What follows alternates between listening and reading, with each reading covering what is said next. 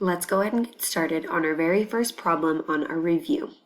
So you might recognize this problem from the small group that we've done or from the practice that we've done in small group, either yesterday or on Tuesday. And this is the same problem, but I want you guys to do it on your own today. I'm going to read you the problem. It says, there are 10 pigs standing in line.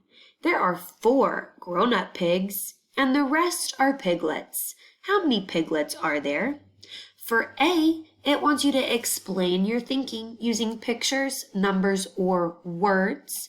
And then for B, it wants you to write a number sentence that shows how you solved the problem. So remember, we've got 10 pigs standing in a line.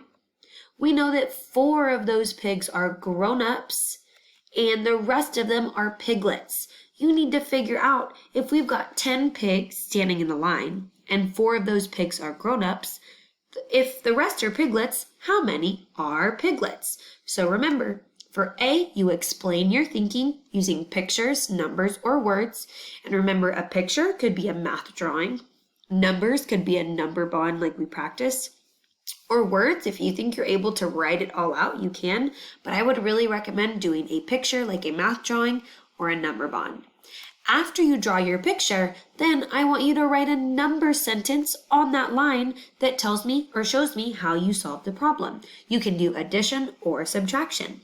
Good luck!